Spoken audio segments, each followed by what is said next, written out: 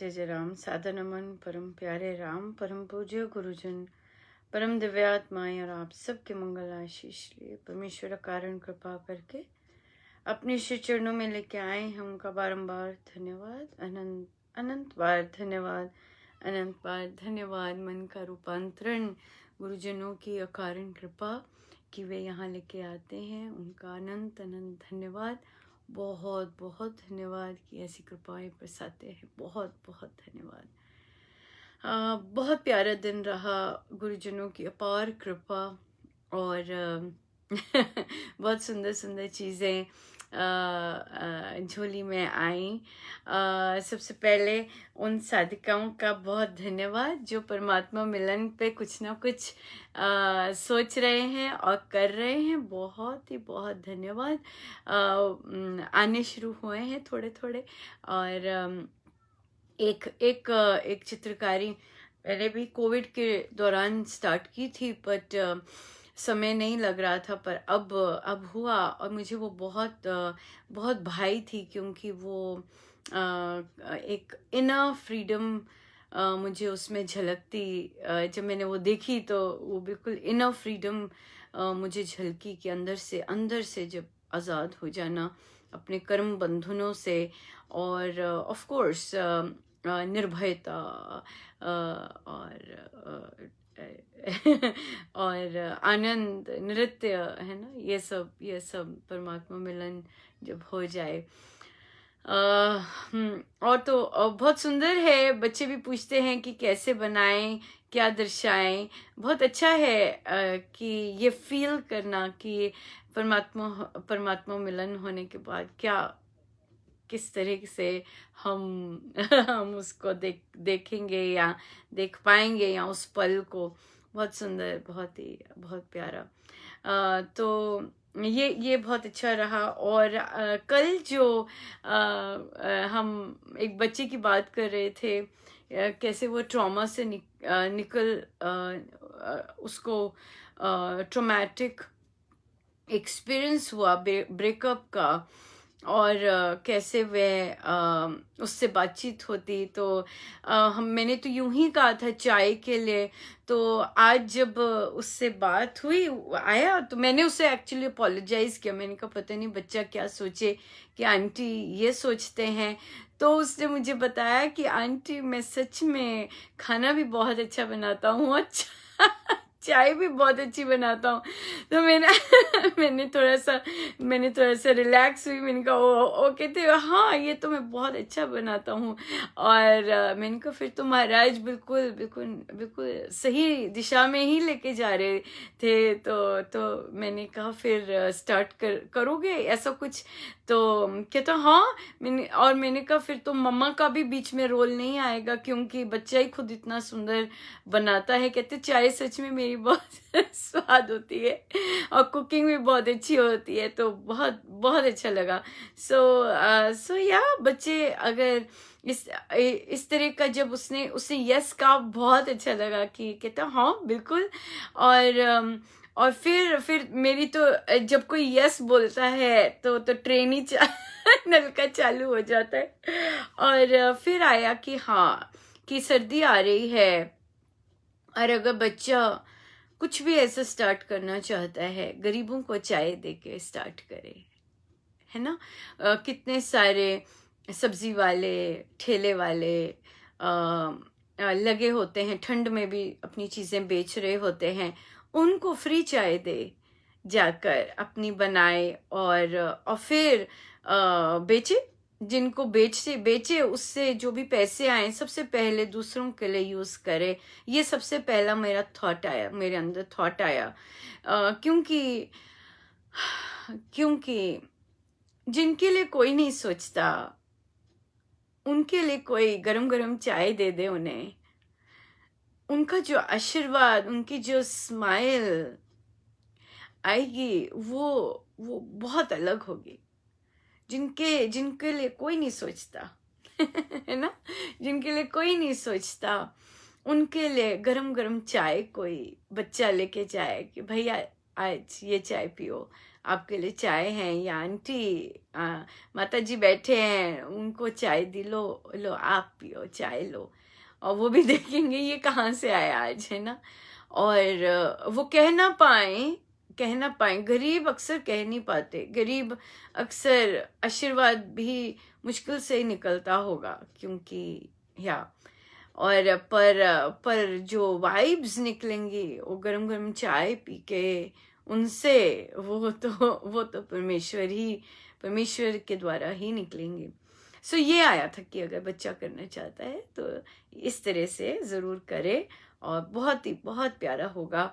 और फिर फिर अपना बेचे जाए, उसकी बिक जाएंगी। वो इतना स्मार्ट बच्चा है, और वो जितनी भी चाय बनाएगा वो सारी बिकेंगी।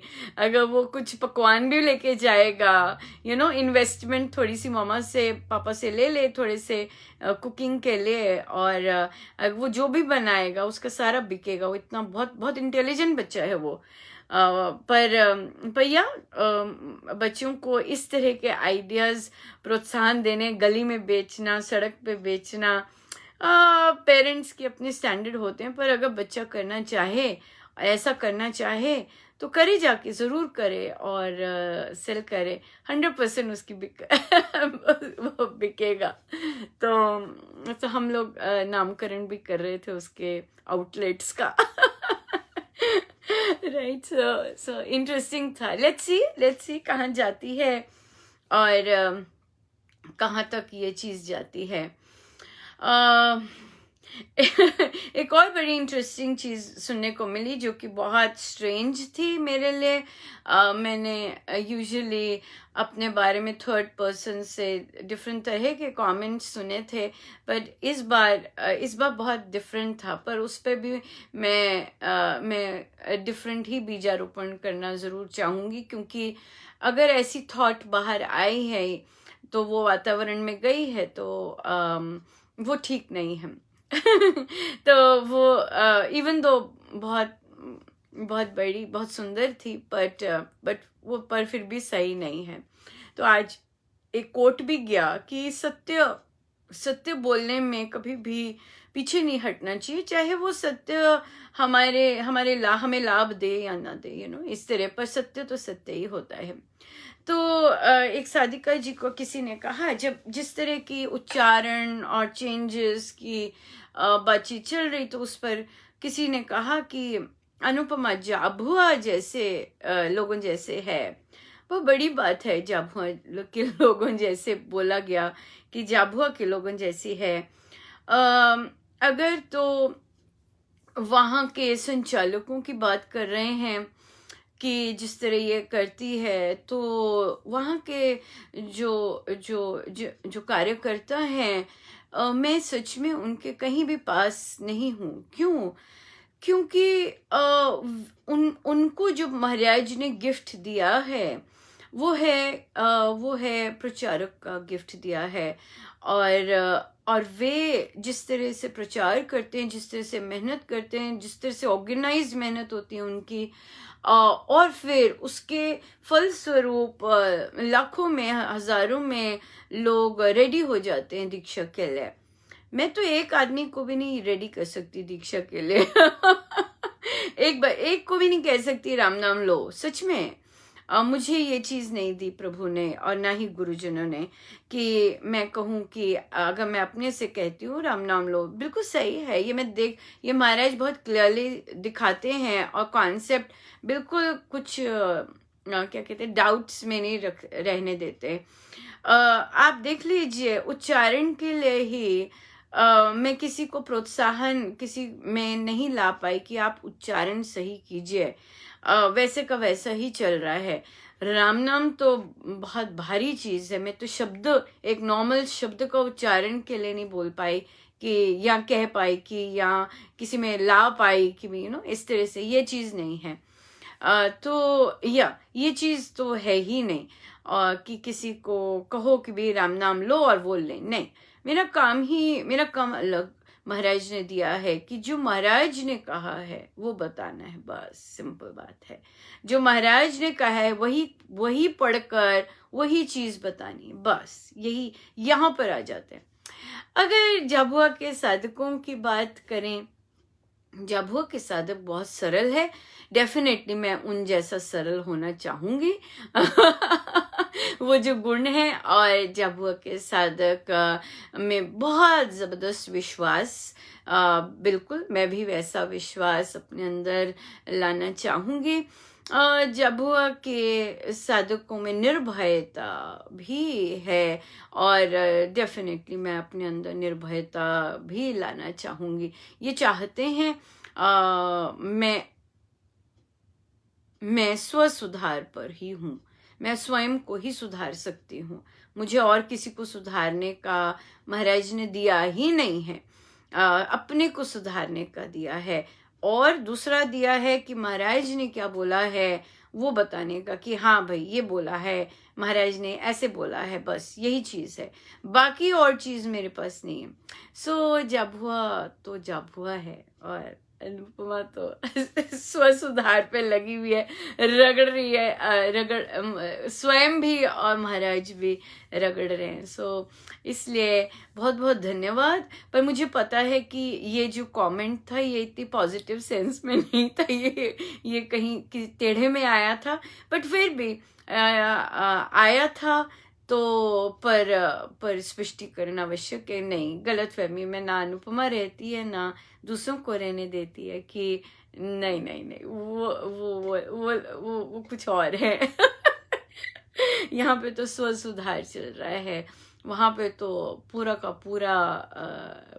पूरा जिला ही ने अपने आप को सुधारा है। यहाँ पे तो एक अपने को सुधार रही है। सिंपल बात है। ये भी था एक स्ट्रेंज थिंग। और फिर सबसे सुंदर बात, महाराज श्री का प्रवचन, और महाराज बहुत ही प्यारा प्रवचन आज भी था। बहुत ही सुंदर चल रहे हैं, निष्काम कर्म पे चल रहे हैं, और पोस्ट तभी के तभी कर दी विंका, ये तो बहुत सुंदर है। और यहाँ ये चीज है कि अपने लिए जो महाराज देते हैं वो तत्काल दूसरों के लिए बांटा जाता है। चाहे मुझे महाराज के प्रवचन मिल रहे हैं तो देरी नहीं लगती दूसरों को। महाराज ने इसीलिए रखा है कि जो तुम्हें दे रहे हैं वो एकदम बांटो जाके, और तभी शायद जो मुझे सत्संग मिल रहा है पर वो सुंदर तरह से साधकों को मिले, उसकी महाराज बहुत सुंदर तैयारी कर रहे हैं, और साधक लोग मेहनत भी कर रहे हैं होपफुली। तो इसलिए ये चीज तो डेफिनेटली है कि जो अनुपमा के पास आता है वो सबके पास जाता है। कुछ भी उसके पास अपना नहीं है, सब महाराज का बांटने के लिए। तो महाराज ने आज फिर कहा कि उदासी क्यों छाई हुई है, इतने वर्ष हो गए हैं, 30 40 वर्ष हो गए हैं, और उदासी अभी भी क्यों है। तो महाराज ने कहा कि क्योंकि हम सही ढंग से उपासना नहीं कर रहे, और हमने पुत्र के लिए मांगा, पुत्री के लिए मांगा, परिवारजनों के लिए मांगा, तो हम उदासी तो रहेगी। वो सारी चीजें हो जाती हैं पूरी, जो मांगा होता है हो जाता है पूरा, पर जो हमें परमानंद और जो शांति हमें हम जिसके लिए ये जन्म हुआ है वो नहीं मिल पाता। सबके लिए भौतिक मांगे हो जाती हैं पूरी, उतनी की उतनी जो मांगी होती हैं सब हो जाती हैं पूरी, कभी कोई खाली नहीं जाता। बट हम खाली हो जाते हैं, हमें वो ना आनंद मिलता है, ना शांति मिलती है, ना प्यार मिलता है, और खाली रहते हैं। तो फिर महाराज ने कहा कि जो निष्काम कर्म करता है, जो कभी भी प्रभु से कुछ नहीं मांगता, प्रभु उसके ऋणी हो जाते हैं। और जब प्रभु किसी के ऋणी हो जाते हैं तो प्रभु उन्हें कभी नहीं भूलते, और अपना प्यार देना भी कभी नहीं भूलते। सो ये डिफरेंस होता है एक निष्काम कर्मी में और एक सकामी में, जो मांगता ही जाता है अपने लिए, और बाकी है। ये था, बहुत सुंदर था, बहुत ही सुंदर था। बहुत प्यारा रहा, और हम चलते हैं अपने गुरुजनों को रिझाने में। हाँ, ये भी था, महाराज कहते कि जो प्रभु के लिए प्रभु को रिझाता है, हम तो संसार को रिझाते आए हैं, हमने तो सारी उम्र संसार को रिझाया है, और जो प्रभु को रिझाता है केवल उसे उसे उसको प्रभु अपने प्यार से भर देते हैं। तो ये हमारा चयन है कि हमने किसको रिझाना है। और अगर हम संसार को रिझाने चलेंगे, हम जानते हैं कि संसार नहीं रिझने वाला, ये रियलिटी है। बट फिर भी हम ट्राई करते रहते हैं। और किंतु प्रभु को अगर रिझाने चलें तो महाराज कहते हैं बहुत ही सुंदर, या प्रभु को रिझाना तो प्रभु लपालप प्रेम से भर देते हैं, बहुत प्रेम से भर देते हैं।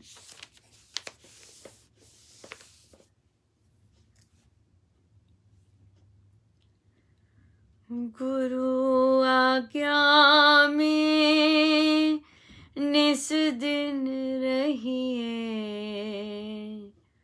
निस दिन रहिए।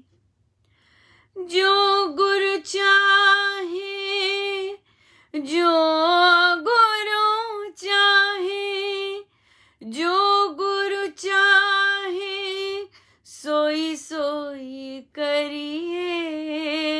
गुरु आज्ञा में निश दिन रहिए, निश दिन रहिए। गुरु आज्ञा में निश दिन रहिए, निश दिन रहिए। जो गुरु चाहे, जो गुरु चाहे, जो गुरु चाहे, सोई सोई करिए।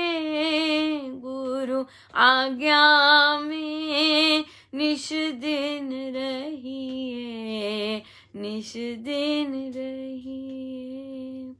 गुरु चरणन रज मस्तक कीजे, निज मन बुद्धि शुद्ध कर लीजे।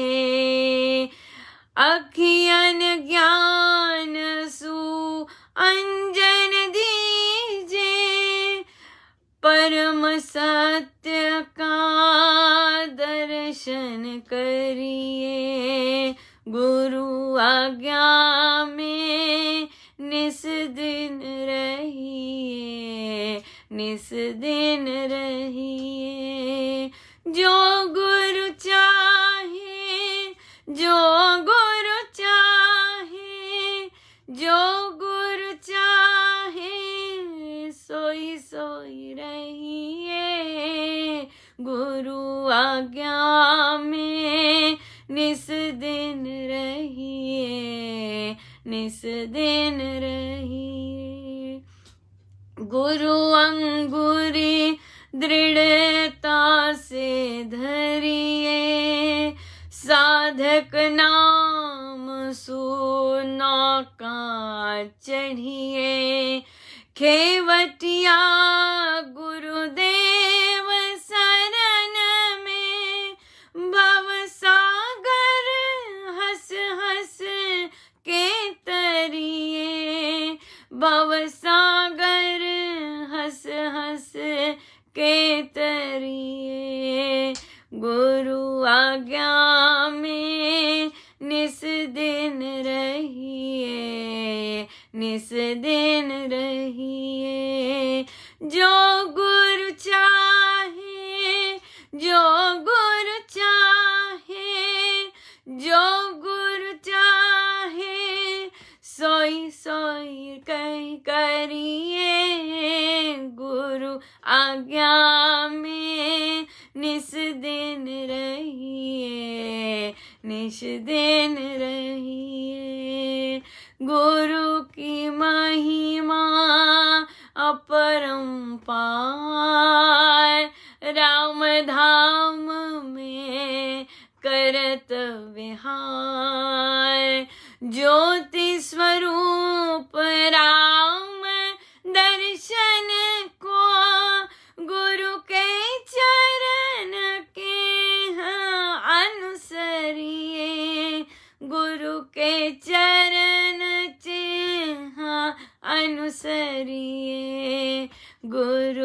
आज्ञा में निस दिन रहिए, निस दिन रही। गुरु आज्ञा में निस दिन रहिए, निस दिन रहिए। जो गुरु चाहे, जो गुरु चाहे, जो गुरु चाहे सोई सोई करिए। गुरु आज्ञा में निस दिन रहिए, निस दिन रहिए।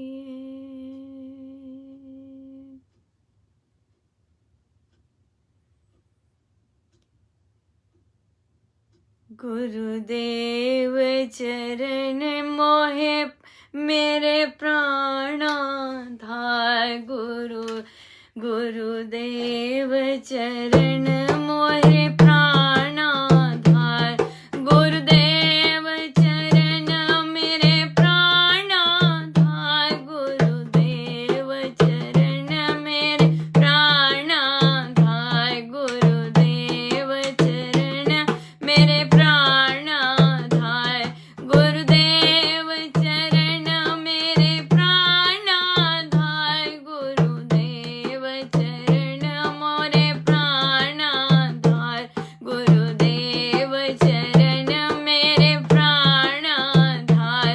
गुरुदेव चरण मेरे प्राणाधार। गुरुदेव चरण मेरे प्राणाधार। गुरुदेव चरण मेरे प्राणाधार। गुरुदेव चरण मेरे प्राणाधार।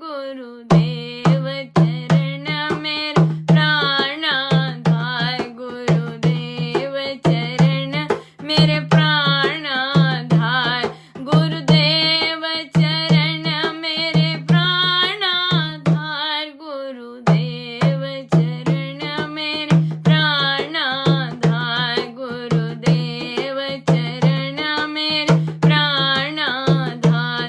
गुरुदेव चरण मोहे प्राणर्पण। गुरुदेव चरण मोरे प्राणर्पण। गुरुदेव चरण मोरे प्राणर्पण। गुरुदेव चरण मोरे प्राणर्पण। गुरुदेव चरण मोरे प्राणर्पण। गुरुदेव चरण मोरे प्राणर्पण। गुरुदेव चरण मोरे प्राणर्पण। गुरुदेव चरण मोरे प्राणर्पण। गुरुदेव चरण मोरे प्राणर्पण। गुरुदेव चरण मोरे प्राणर्पण। गुरुदेव चरण मोरे प्राणर्पण। गुरुदेव चरण मोरे प्राणर्पण। गुरुदेव चरण मोरे प्राणर्पण। गुरुदेव चरण मोरे प्राणर्पण। गुरुदेव चरण मोरे प्राणर्पण।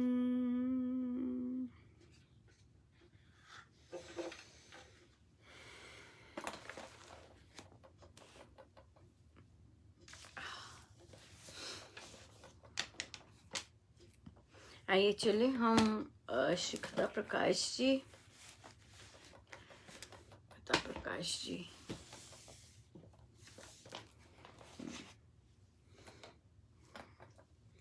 सेवा पृष्ठ 461 सेवा।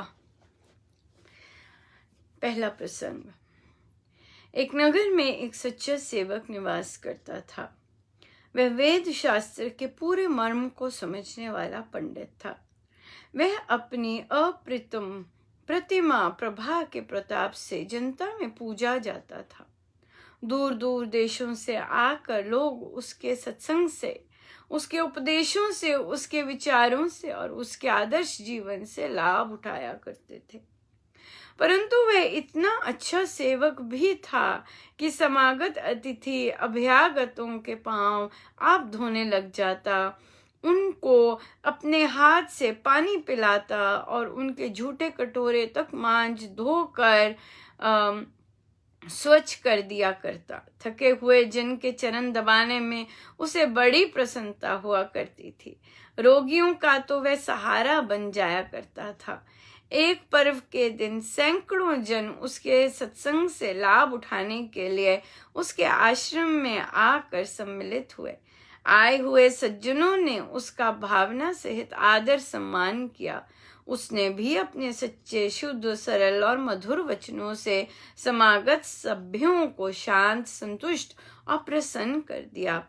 जब सत्संग की समाप्ति पर लोग अपने घरों को जाने लगे तो उनको ये देखकर आश्चर्य हुआ कि किसी ने उन सब की जूतियों को झाड़ पोंछ कर स्वच्छ कर रखा है। पीछे पता लग जाने पर वे अपने गुरु की गुण गरिमा को गदगद होकर गाने लग गए कि वह पूर्ण पंडित, धुरंधर विद्वान, ऊंचा ज्ञानी और सच्चा संत होने पर भी ऐसा सेवक है कि सत्संगियों के जूते तक स्वच्छ करने लग जाता है। परहित का कोई भी काम करते हुए वह कभी भी नहीं हिचकिचाता। उसके सन्मुख ऊंच नीच का भेदभाव कुछ भी नहीं है। वह सबकी सेवा सदा समभाव से ही किया करता है। या समभाव होना बहुत जरूरी है। सबको एक दृष्टि से देखना बहुत बहुत जरूरी है। और जब तक ये नहीं आता, ये इस चीज का अभ्यास प्रयास बहुत बहुत आवश्यक है कि हम सबको सेम नजर से देखें। सबकी सेवा में किसी तरह की भेदभाव ना आए, हमारे अंदर भेदभाव ना आए। ये बहुत इम्पोर्टेंट है, बहुत ज़्यादा इम्पोर्टेंट है। अपने बच्चों के लिए कुछ, दूसरों के लिए बच्चों के लिए कुछ नहीं।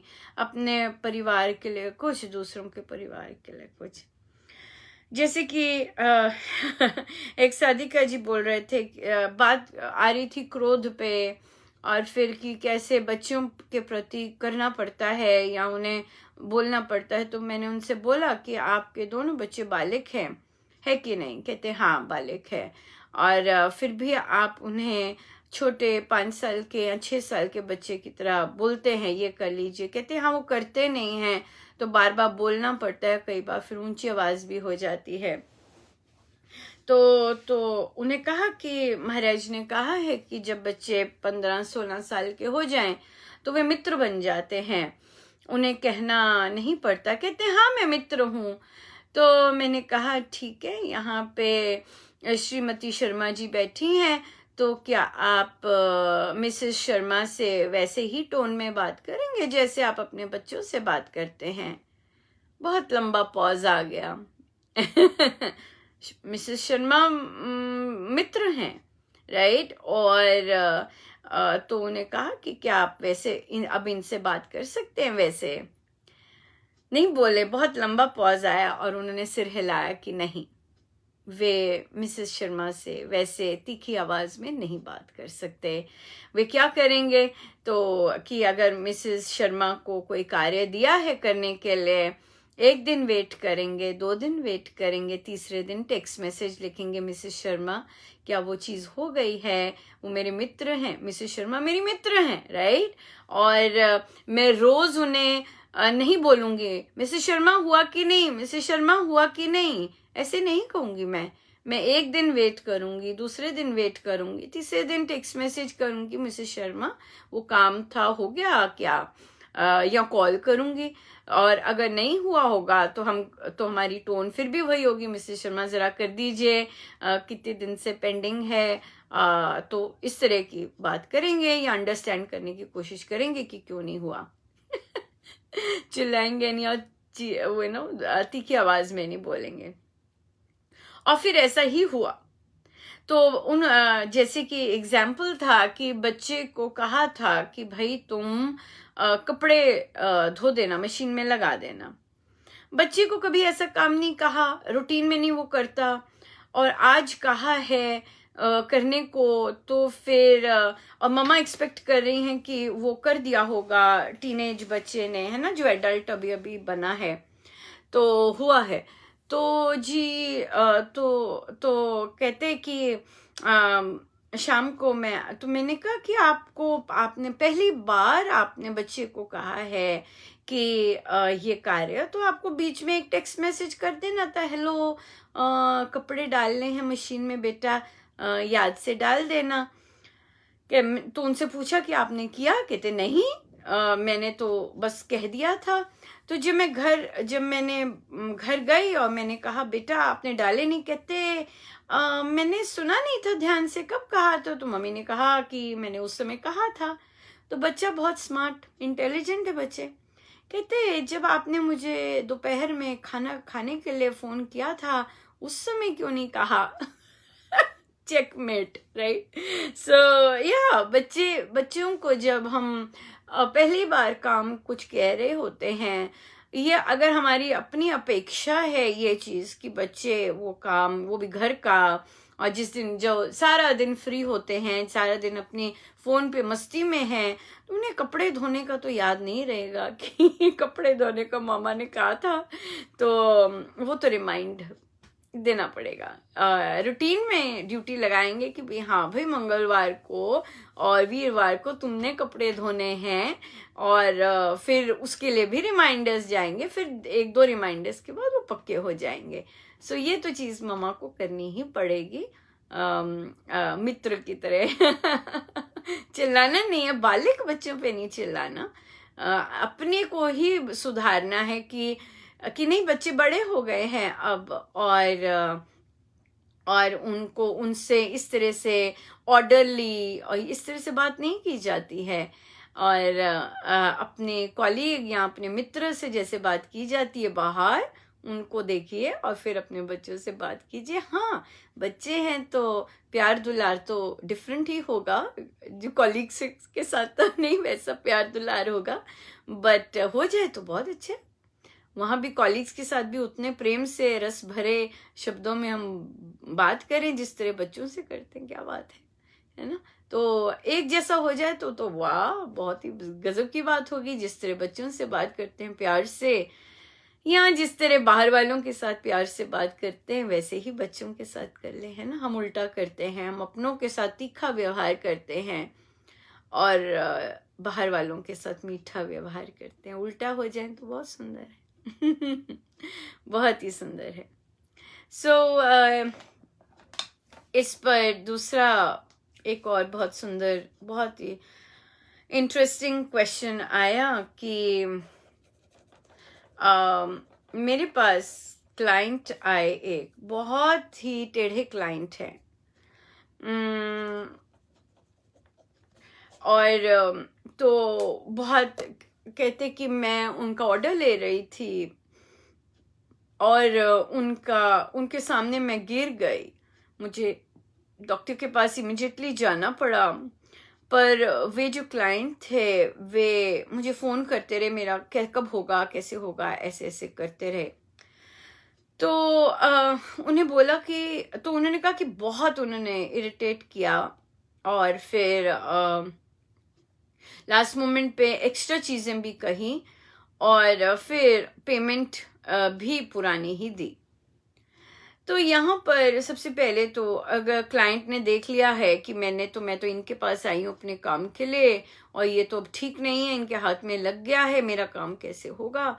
तो मैंने कहा वो बार बार फोन और टेक्स्ट इसीलिए करे थे क्योंकि हो सकता है उनको एंजाइटी इश्यूज हों, क्योंकि जिनको एंजाइटी होती है वो कंट्रोल नहीं कर पाते, और हमारे यहाँ पर इंडिया में तो मेंटल जो इलनेसेस होती हैं उसका तो उपचार ही नहीं करते।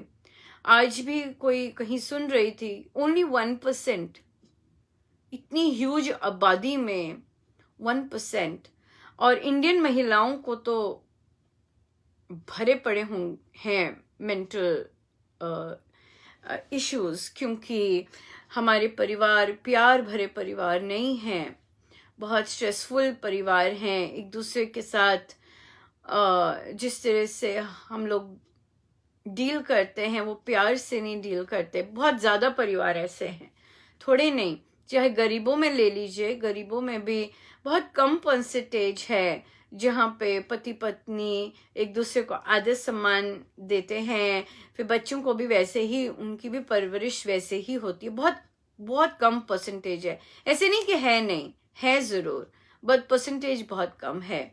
सो इसलिए इसलिए इसलिए ये बहुत इम्पोर्टेंट है कि अगर मेंटल इश्यूज देखेंगे तो हमारे परिवार, बहुत से परिवार अगर उनका टेस्ट किया जाए मेंटल इश्यूज पे, बहुतों को बहुत बहुत भरपूर मिलेंगे, भरपूर मिलेंगे।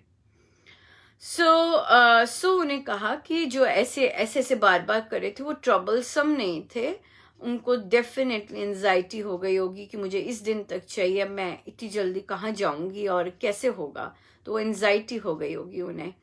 तो और फिर यहाँ से अब लर्निंग स्टार्ट होती है हमारी। क्या लर्निंग स्टार्ट होती है कि जब भी ऐसा चैलेंजिंग क्लाइंट आता है, आप अगर इसे डिफरेंट नज़रिए से देखेंगे कि ये कई चीज़ें ओवरराइड कर रहा है जो आपने बोली हैं, इसका मतलब कि आपने जो अपनी फाउंडेशन रखी है वो क्लियर नहीं है, राइट। फॉर एग्जाम्पल कि आपने अगर कोई चीज़ें बोली हैं, ब्रोशोर बनाया है, ब्रोशोर में क्लियर नहीं लिखा कि भाई इन चीज़ की या पैकेजिंग इतनी डेट तक की कॉस्ट इतनी होगी, अगर इस डेट के बाद जब तैयारी हो गई है उसके बाद चेंजेस आएंगे, उसके एडिशनल चार्जेस ये होंगे। तो ये चीज़ें आपने क्लाइंट को पहले क्लियर नहीं की, और तभी क्लाइंट उसका फ़ायदा उठाता है उस लूप होल का, और फिर आप कुछ कर नहीं सकते। सो जब भी इस तरह के क्लाइंट आते हैं वो ज़रूर हमें कुछ सिखाने के लिए लाते हैं, और हमारे जो भी लूप होल्स होते हैं वो भरते हैं, वो भरे जाते हैं फिर। सो ऐसे क्लाइंट्स को कभी भी गुस्सा नहीं होना ऐसे क्लाइंट्स के लिए। ऐसे क्लाइंट्स हमारी ग्रोथ के लिए आते हैं, और हमारी जो भी गड़बड़ है हमारी नींव में, हमारे बिजनेस में, उसमें वे बहुत बहुत बेनिफिशियल रहते हैं, बहुत ज़्यादा बेनिफिशियल। इसलिए इन लोगों का हमेशा धन्यवाद करना बहुत बहुत आवश्यक है। कस्टमर सर्विस बहुत इम्पोर्टेंट है कि क्लाइंट अगर इस तरह से हो रहा है, इसका मतलब आपने पहले क्लियर नहीं की हैं चीज़ें, या आपका बनता है कि आप पहले क्लियर करें क्लाइंट के साथ चीज़ें। क्लाइंट को अगर हर को होता है कि मेरा कुछ बचे, मेरा कुछ इस तरह से हो जाए, अगर आपने ऐसे लूप होल्स रखे हैं अपनी डीलिंग में तो वो लेगा, ज़रूर लेगा। और अगर नहीं है तो फिर आप बड़े क्लियर हैं, जी लिखा हुआ है यहाँ पे, आपने देखा है, आपको बता दिया, आप उस पर उस तरह से कर सकते हैं। ये लर्निंग बहुत इम्पोर्टेंट है, बहुत इम्पोर्टेंट है। और जितनी हम लर्निंग सुंदर बना सकें किए। और थैंक यू कार्ड देना ना भूलें कभी भी।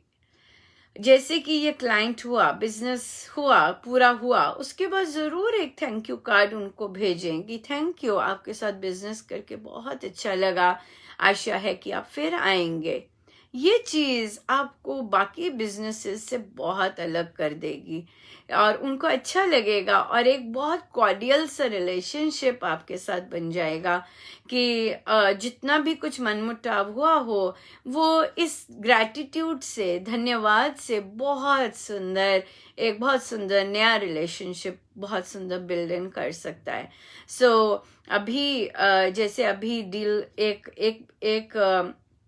एक असाइनमेंट पूरी हुई है, एक छोटा सा सुंदर सा उन्हें पोस्ट कीजिएगा थैंक यू कार्ड कि थैंक यू, आपके साथ बिजनेस करके बहुत आनंद आया, और फिर से आपको देखने में खूब आनंद आएगा। इस तरह की वर्डिंग्स लिखिए और आपकी क्लाइंट, आपकी ये चीज़ जो है ये मार्केट में जाएगी कि नहीं, उन्होंने, उनका तो फिक्स्ड है, उन्होंने ऐसे रखा है।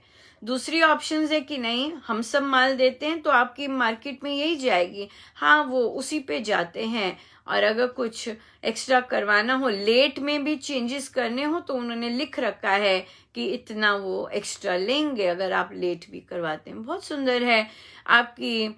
जितना हम अपना स्टैंडर्ड हाई रखेंगे अपने बिजनेस का, उतना ही आपको वैसे वैसे क्लाइंट्स आएंगे, आप वैसे वैसे क्लाइंट्स अट्रैक्ट करेंगे, आप वैसे वैसे क्लाइंट्स आएंगे जो वो सब पे कर सके, क्योंकि मार्केट में आपकी उस तरह की रेपुटेशन जाएगी, राइट। अब जैसे ये किसी भी चीज में काम कर सकता है, राइट। जैसे सत्संग की बात ले लीजिए, हम मेरा एरिया, अगर मैं देखूं सत्संग की, या एज अ टीचर, अगर मैं अपने स्टैंडर्ड्स बच्चों के लिए हाई करती हूँ, नहीं मुझे ऐसा काम नहीं चाहिए, मुझे इस तरह से नहीं चाहिए, तुम बहुत अच्छा कर सकते हो, और उठो और ऊपर करो और बेटर करो। तो अगर एक टीचर इस तरह से अपने स्टूडेंट्स को भी प्रोत्साहन करता है या करती है ऊपर उठने के लिए, कि नहीं तुम इससे बहुत अच्छा कर सकते हो, फिर से करके आओ और मुझे दो, तो बच्चे वहां तक ऊपर उठते जाएंगे। पर अगर टीचर कोई सा भी माल ले लेती है और नंबर दे देती है, तो फिर ठीक है, बच्चे भी उसी तरह से ही बनेंगे। सत्संग, जितना हम अपना स्टैंडर्ड हाई रखेंगे कि नहीं हमें इस तरह से नहीं चाहिए, हमें इस तरह के उच्चारण हम नहीं लेंगे, नहीं सही करके आइएगा, नहीं ये अभी भी ठीक नहीं है, अच्छे से करके आइएगा, तब तक हम नहीं देंगे।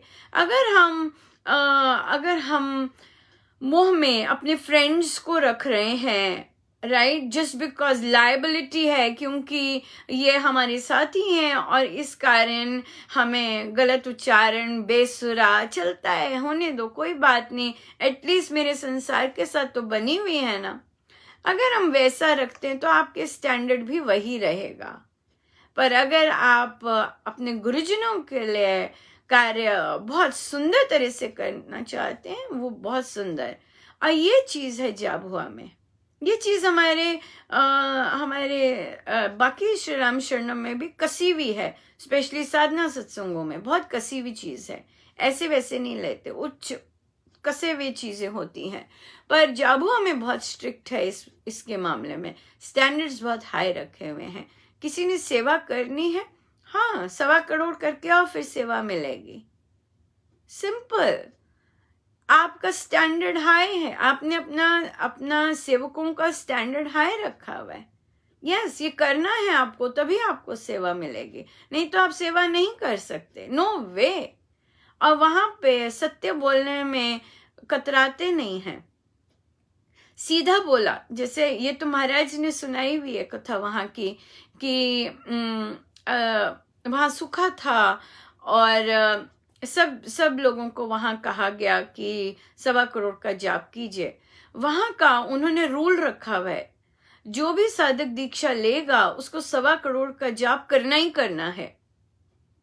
वहां पे कंपल्सरी है जाबुआ में कि जैसे ही दीक्षा आपकी होती है, आपने 1.25 करोड़ का संकल्प करना ही करना है, राम नाम लेना ही लेना है, इतना होना चाहिए।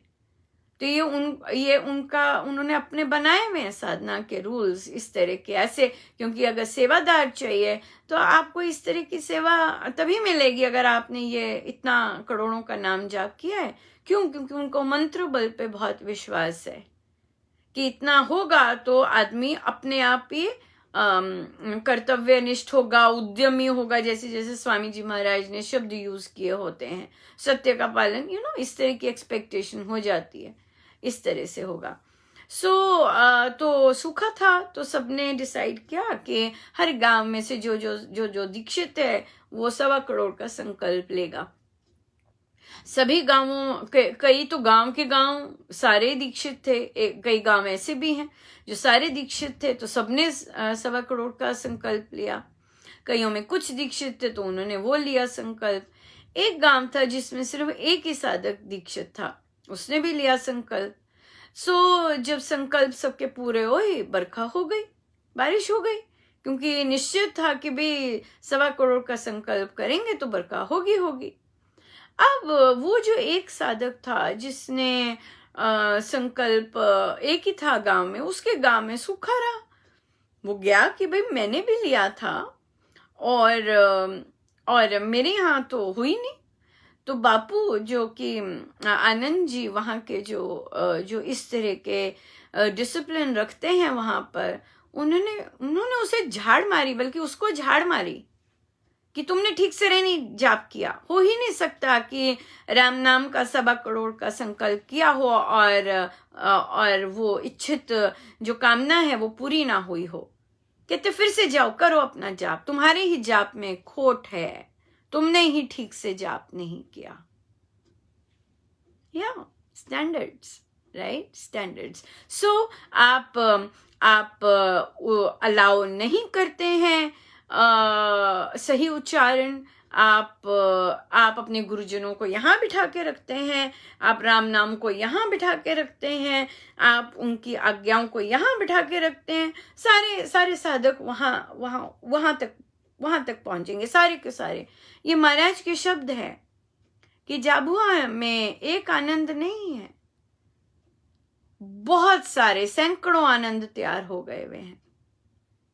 एक आनंद नहीं तैयार, सैकड़ों साधक जो कि जैसा बापू काम करते हैं वैसा ही कर रहे हैं, वैसा ही काम करते हैं। ये है साधना कि हम सारे सबको सब कुछ आए करने में, और सब फिर वैसा का वैसा, वैसा की वैसी बात करें, वैसे का वैसा गुरुजनों का काम करें। ये थोड़ी ना कि मेरे मित्र हैं, मेरा बच्चा है, मेरे जान पहचान के हैं, वो ले आए और जो मर्जी गवा दो, जैसा मर्जी गवा दो, बस हो गया, ठीक है। तो फिर वहीं रहेंगे, उठ नहीं सकते। नहीं, गुरुजनों के लिए सबसे सुंदर चीज, अगर हम भाव अच्छे होने बहुत जरूरी हैं, किंतु हमारा संगीतमय कीर्तन होता है, राइट, हमारा संकीर्तन मंत्रमय होता है। अगर वहां जैसे रखेंगे अपने आप को, वैसे ही साधक आएंगे और वैसे ही काम होगा। ये है। या हम पे डिपेंड करता है कि ये मैं लीडर्स की बात कर रही हूँ जो लीड करते हैं, और उसमें डिफरेंस है। इसलिए बिजनेस में भी जहां अपने आप को रखेंगे, जहां अपनी, और बहुत सुंदर बात है यहाँ पर, क्या सुंदर बात है। महाराज ने कहा है जो सत्य की, ईमानदारी की राह पे चलता है उसको घाटा कभी नहीं होता। और अगर हम गुरुजनों की जो शिक्षाओं पर बिजनेस भी करते हैं बिल्कुल शुचिता से, हम देखेंगे हमारे क्लाइंट्स भी वैसे के वैसे आएंगे, निगोशिएट भी नहीं करेंगे, जितनी हमने प्राइस रखी होगी अपने आप उतनी प्राइस दे देंगे, कोई हेरफेर नहीं करेंगे। क्यों? क्योंकि आपने गुरुजनों की शिक्षाओं पर बेस्ड अपना बिजनेस रखा है, कार्य रखा है। क्योंकि महाराज ने कहा है कि जो इस तरह से परमेश्वर को जैसे साधना करता है वो हर कार्य में सफलता लेता है। ये चीज बहुत ये देखने वाली हो गई। वो बच्चा भी जो चाय के लिए अगर वो चलता है, इस रास्ते पे चलता है, और अगर वह गुरुजनों की शिक्षाओं से बिल्कुल ऑनेस्टली सेवा से शुरू करता है, बेचे 2 प्याले चाय के, बेचे, जो पैसे मिले उससे 2 प्याले चाय गरीबों में बांटे, जैसी इनकम मिली पहले गरीबों को दे के आए, ठंड पड़ रही है उनको दे के आए। अगर वो इस तरह के काम करते, वो देखेगा, वो राइज करेगा, उसे हेर फेर चालाकी कुछ भी करने की जरूरत नहीं पड़ेगी, वो अपने आप राइज करता जाएगा, अपनी शुचिता के कारण, अपने सत्कर्मों के कारण और दूसरों से मिले आशीर्वादों के कारण। इससे इससे ग्रोथ होती जाएगी और उसे घपलेबाजी और नेगेटिविटी में जाना ही नहीं पड़ेगा, जाना ही नहीं पड़ेगा, हेर फेर करना ही नहीं पड़ेगा। लोभ, स्वार्थ, ये सब अगर तज कर बिजनेस करता है, चाहे चाय बेचे, he will rise, he will definitely rise। पर बात है करके देखे तो मजा ही और है बहुत मजा और है, राइट? यस, बहुत सुंदर, बहुत ही सुंदर। सो इसलिए अपने कार्य क्षेत्र में चैलेंजिंग लोग जो आते हैं उनका धन्यवाद अवश्य करना है और उनको सदा याद रखना है, क्योंकि उन्हीं के कारण हमारी ग्रोथ होती है, बिल्कुल उन्हीं के कारण ग्रोथ होती है।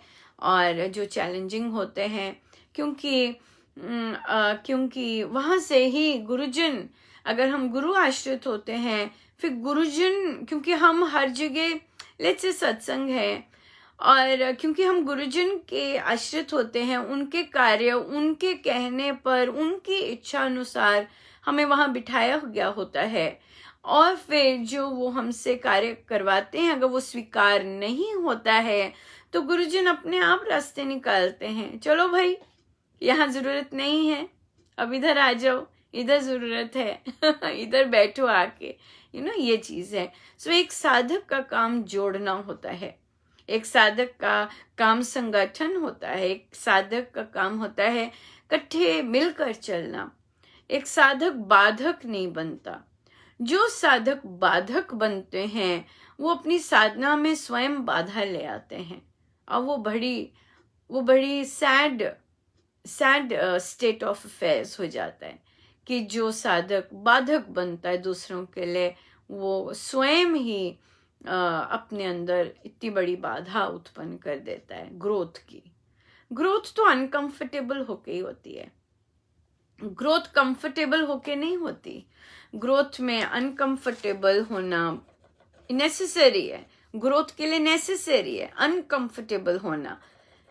जैसे कि एक साधिका जी बहुत सुंदर गाते हैं और सुर में गाते हैं उनका, पर वो एक ही ट्यून पर गाते हैं। हमारे यहाँ पर महाराज बहुत इंजॉय करते अलग अलग ट्यून्स में, भक्ति प्रकाश जी, सुंदरकांड जी हमारे बहुत इंजॉय करते, और जो साधक लोग भी फिर नई नई ट्यून्स लाते, क्योंकि उन्हें पता था महाराज बहुत इंजॉय करते हैं ट्यून्स। सो नई नई ट्यून्स लेके आते। जब भी कुछ नया रामायण जी का पाठ होना तो जो लोग गाते, उन जिनकी ड्यूटीज लगनी होती थी, तो वो नई नई ट्यून्स लेके आते महाराज के लिए। महाराज बहुत इंजॉय करते। फिर महाराज की एक्सप्रेशंस इस तरह से बनते कि क्या बात है। तो इसलिए बात है कि अगर हमें पता चल जाए हमारे गुरु को किन चीजों में, छोटी छोटी चीजों में प्रसन्नता मिलती है, तो हम क्यों ना वो करें। सो उन साधिका जी से मुश्किल होता है पुराने माइंडसेट्स को चेंज करना या कुछ और नया लेके आना। तो उन्हें बार बार महाराज लेके जा रहे उनके पास, मैं ऐसे काम करती नहीं हूँ, पर उनके पास लेके जा रहे हूँ, और उनकी इच्छा भी नहीं थी, पर फिर भी मुझसे कहलवा रहे थे। मुझे स्ट्रेंज भी लगा, क्योंकि महाराज ने मेरा फॉर्मूला बहुत पक्का बना रखा है कि जब कोई प्रश्न लेके आता है तभी बोलो। पर यहाँ पर जबरदस्ती कर रहे थे, मुझे अच्छा भी नहीं लग रहा था। मुझे ऐसे लग रहा था कि मैं जबरदस्ती इंटरफेयर कर रही हूँ, मैं जबरदस्ती घुस रही हूँ। पर फिर मैंने महाराज का ही लिया कि कुछ तो कारण होगा जो वो ऐसे कर रहे हैं। वो मुझे धुने भेजे अपनी। मैंने कहा नहीं, आप फोकस नहीं हो रहे, ये नहीं वो कहलवाना ये नहीं करना चाह रहे। वो चाह रहे हैं कि आप भक्ति प्रकाश जी में नई ट्यून सीखें। और मैंने कहा आप फोकस नहीं हो रहे, एक धुन भेज दी, दूसरी, मैंने कहा ये चाहिए ही नहीं उन्हें, आप फोकस नहीं हो रहे, आप भक्ति प्रकाश जी के लिए दूसरी ट्यून को याद कीजिए। फिर महाराज की दया हुई, कृपा हुई, उन्हें स्ट्राइक किया और फिर उन्होंने सीखी वहां से और भेजी। तो फिर उसमें कुछ शुद्धि करना था, वो करके भेजा कि ये अब प्रैक्टिस कीजिए और ये गाइए। फिर अगले दिन नई सीखे, वो प्रैक्टिस कीजिए, वो करिए। तो नया सीखना आसान नहीं है। वर्षों से एक ही ट्यून गा रहे, वर्षों हो गए एक ही ट्यून गाते, तो आसान नहीं है। बट यस, अगर महाराज चाह रहे हैं कि आप चेंज करें, हिलें थोड़ा सा ओल्ड माइंडसेट से, बहुत इम्पोर्टेंट है। इजी तो कुछ भी नहीं होता है ना, पर अपने गुरु पता लग गया जब आपको कि आपके गुरु को ये पसंद है, तो आप क्यों ना, आप रोज उन्हें खिचड़ी क्यों खिलाएंगे? रोज क्यों खिचड़ी खिलाइए, कभी इडली खिलाइए उन्हें। ये अपने अपने जो गायन वाले हैं वो ऐसे ही तो अपने प्रभु को रिझाएंगे, है ना। कभी कभी ये पकवान, कभी डोसा खिलाइए, कभी चावल खिलाइए, कभी परांठी खिलाइए, कभी रोटी खिलाइए, कभी कुछ ऐसे ही तो होता है, ऐसे ही तो रिझाया जाता है। ऐसे ही तो इतने पकवान बनते हैं प्रभु के लिए भी, वैरायटी बनती है। क्यों वैरायटी बनती है? इसीलिए। प्रभु के कपड़े भी देखिए, जो श्रृंगार करते हैं वहां श्रृंगार भी चेंज होता है। तो हम अगर गायक हैं तो एक ही ट्यून देना मतलब रोज ही प्रभु को खिचड़ी देनी, है ना। क्यों जब रस है, संगीत में रस है, तो रस से भरकर क्यों नहीं कुछ और नया दे सकते? कितने आनंदित होंगे। देखो, अपनी कंफर्ट जोन से निकला ये, और इसने मेहनत की, मेरे लिए करने के लिए आया, कैसे निहाल होंगे। और जब गुरुजन निहाल होते हैं तो क्या बरसता है, बहुत बरसता है। तो ये बरसने, गुरु कृपा पाने के ये गुर हैं, क्यों ना हम करें अगर हम गायक हैं तो, है ना। सो आशा है उन पर कृपा बरसेगी और वो नई धुन लेके आएंगे, थोड़ा सा हिलेंगे।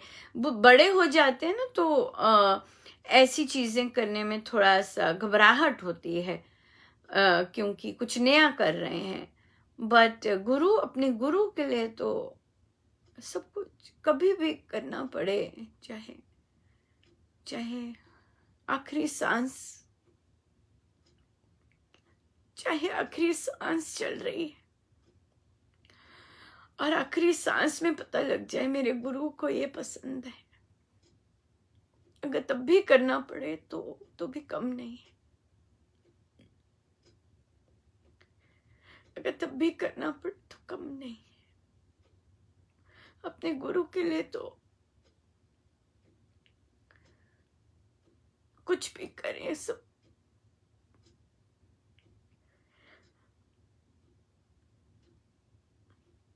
करना चाहिए उनके लिए।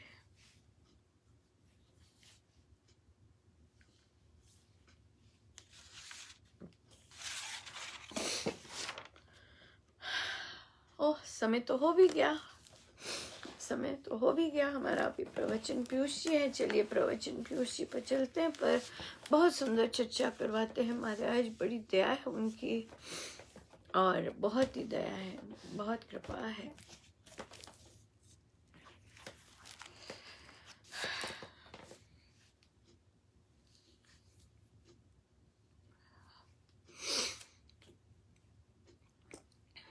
फोर्थ 62 उपदेश का अनुशीलन हो।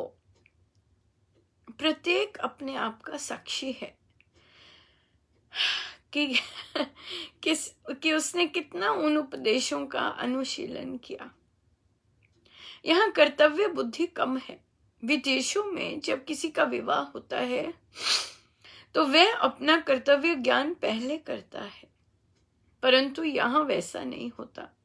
भेड़ चाल अधिक है। देखिए, गुरु को पता है सब, भेड़ चाल है, कर्तव्य बुद्धि कम है। महाराज सीधा लिखा कि यहाँ ये चीज कम है, और जब भी महाराज को पीड़ा होती है तो वो विदेश का कंपैरिजन करते हैं, यहाँ कम है। लिख दिया भेड़ चाल यहाँ ज्यादा है। भेड़ चाल बिना सोचे कोई कुछ कह देता है, चाहे बिना कोई लांछन लगा देता है, बिना सोचे उसके पीछे चल पड़ते हैं, जांचते नहीं, परखते नहीं, कुछ नहीं करते, भेड़ चाल बन जाती है। बिल्कुल सही बात है। सभा में चरित्र निर्माण होना चाहिए। ये सभा है, चरित्र निर्माण होना चाहिए, राइट। और राजभाषा नियमित होनी चाहिए। भारत में उसकी कुछ कमी है। मानस साधना में विश्वास और सत्य का प्रमुख स्थान है। आदमी अपना कर्तव्य सोचे और करे। दूसरों की निंदा नहीं करनी चाहिए, पर निंदा में समय नष्ट नहीं करो। चरित्र निर्माण होना चाहिए। आदमियों को तोलने का तरीका उनके गुण होना चाहिए, जातीयता नहीं। चुनाव के समय में जातीयता के आधार पर बात होती है। ऊंचा बोल नहीं बोलना चाहिए। जैसे मलेरिया बुखार फैलता है, तब अनचाहे लोगों को भी सताता है। इसी प्रकार कभी कभी साधक में भी निंदा आदि दोष संगत से आ जाते हैं। ये बहुत इंपॉर्टेंट है। संगत से, जैसी संगति रखेंगे वैसे ही रंग चढ़ने लग जाता है। बिल्कुल सही है। और ये साधिकाओं ने बहुत सुंदर कहा कि इस तरह की हम संगति रखते हैं, हमारे अंदर बहुत सकारात्मक विचार आते हैं, हमारे अंदर निर्भयता आती है, हमारे अंदर सत्यता का पालन करने का आता है। संगति रियली मैटर्स। और अगर तो और वो जो कि पुरानी संगति, कई लोगों की संगति साधक संगति होती है, और जब वे देखते हैं कि वे कैसे दूसरों की निंदा कर रहे हैं, बिना जाने बिना पहचाने दूसरों को कैसे नीचा कर रहे हैं, तो और फिर जब वो गुरुजनों के ग्रंथ का जैसे पाठ कर रहे हैं रामोपासना में, और फिर वो जैसे स्वयं बन जाते हैं कि हमारे महाराज ने, स्वामी जी ने तो ऐसा ऐसा ऐसा लिखा है, ये सब चीजें नहीं करनी, पर ये लोग इतने बड़े बड़े होके क्यों कर रहे हैं। फिर उन्हें पसंद नहीं आती वो संगति। और सबसे सुंदर बात है कि वो संगति त्यागने में वो फिर देरी नहीं करते। कहते अनुपमा मुझे नहीं चाहिए ऐसी संगति, मुझे ऐसी संगति चाहिए जिसमें गुरु आज्ञा का पालन होता है। मुझे ऐसी संगति चाहिए जिसमें हम वे कार्य करें जिससे हमारे गुरु को पसंद है। हम ऐसे कार्य, हम खोखले और इस तरह से नहीं बनना चाहते। हम हमारी तो ये चीज बहुत बहुत मैटर करती है।